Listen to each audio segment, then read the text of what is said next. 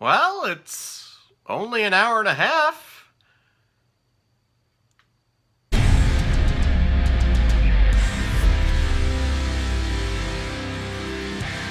G.I. Joe Retaliation, released in 2013 and is directed by John Chu, who is behind a lot of the Step Up movies, and he also directed Now You See Me 2. The film stars Dwayne "The Rock" Johnson, Adrian Palicki, Channing Tatum, and Bruce Willis shows up. The G.I. Joes are a special branch of the Army that get to do all the tough and fun missions. The unit is made up of Roadblock, Lady J, Snake Eyes, Duke, and this guy.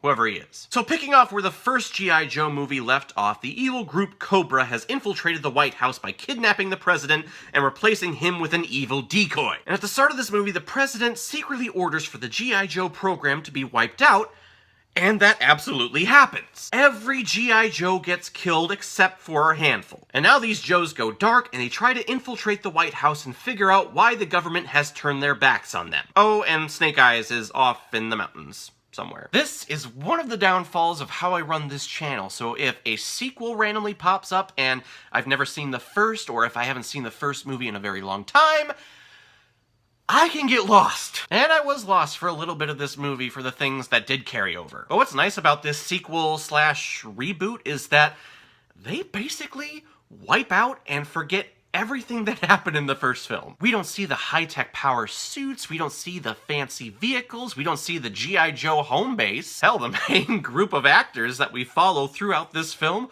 are completely different from the first one. This is the most obvious Control-Alt-Delete ever. The only thing that they kept over was the Snake Eyes Storm Shadow storyline. And it's so difficult for me not to call Storm Shadow Deathstroke. I'm probably gonna do it in this review.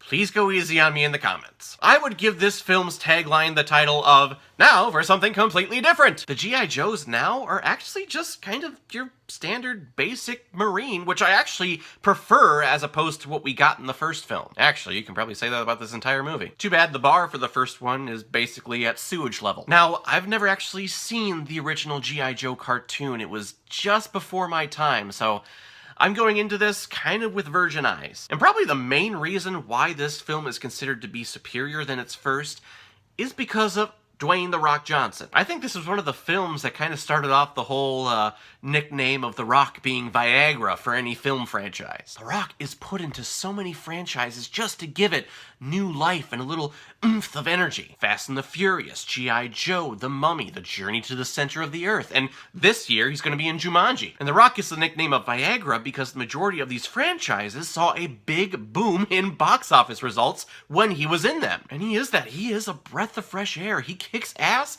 but he's super charming as well. He is a natural-born leader, so this role seemed very natural for him. And I also like Adrian Palicki in this film. She is one of those actresses that just can't seem to find those huge franchises when it comes to films. She is all over television, but just can't find that one film to really launch her onto the big screen, which I think is absolutely a shame because I really like her work and she is a good actress. And then there's this guy who I honestly can't tell you who he is or what relevance he has to the group. Actually, I guess he serves as the negative Nancy. He was always talking about how screwed they were or how impossible a task was, and it was just like, dude, just shut up! Why didn't you die with the other Joes? Probably because this actor came a lot cheaper than some of the other actors. In terms of the plot of this film, there's really nothing substantial here. I mean, the president is evil and the G.I. Joes are trying to figure out why. Kind of socially relevant. And then there's something going on with a nuclear arms conference. Honestly, I couldn't remember, and I can't tell you. I know that Snake Eyes storyline takes him to the mountains to capture Deathstroke, which was actually the coolest part of the film. Snake Eyes and Jinx, they're all fighting these bunch of evil ninjas, and they're ziplining while they're doing it. Which, by the way, how dumb are these evil ninjas? While the evil ninjas go to attack Snake Eyes and Jinx, Snake Eyes and Jinx go for their ropes. Yeah. They do have some good fight choreography. The fight choreography in this film is actually pretty awesome. Excluding the part where Snake Eyes shoots ninja stars out of midair. Seriously, Deathstroke is standing right in front of Snake Eyes. He throws like 4 or 5 different ninja stars at him, and Snake Eyes shoots them out of the air with a semi-automatic pistol. Those are not the easiest things to control. Not to mention, I heard more than 4 or 5 rounds going off. And they're standing in front of each other. How did the bullets not hit Deathstroke or Snake Eyes? See? I did it. I caught myself. It's a stupid little nitpick, but, I mean, what else can you expect from an action movie like this? So guys, in the end, G.I. Joe Retaliation does exactly what I want sequels to do. Retaliation is its own movie. It kind of fits into the franchise, but in doing so, almost completely wipes out everything that happens in the first film. I mean, it gives you basically a whole entirely new cast. And the villains are villains...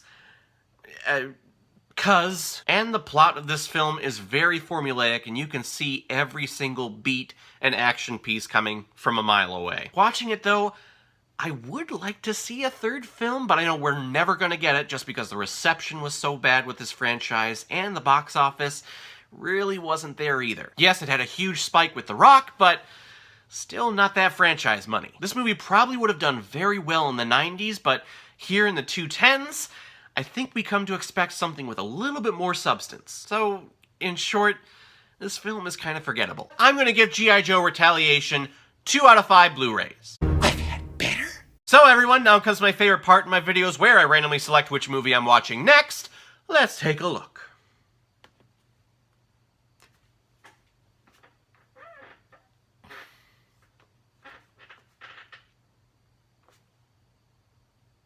It just, you mad at me? What did I do? Indiana Jones 4. So, the most recent Indiana Jones film that has basically killed off the character for a lot of fans of the original trilogy. You know, it's films like this that makes me dread this whole process of randomly selecting these movies. Because if I didn't have this random picker, I would probably never watch this movie again. But awesome! I get to watch it for all of you people out there, and all of you get to watch me squirm and probably cry in talking about how bad this movie is. See you next time. So everyone, have you seen G.I. Joe Retaliation? What did you think about it? Or, if you've never seen it before and you stumbled across it because of this video, please comment below, let me know what you thought about it. And when you're done commenting, please like and subscribe to my channel so you know the next time I'm posting my next movie review. So everyone, I will see you next time with the Indiana Jones film that shall not be named. So in the meantime, be well, be good to each other, and go watch a movie.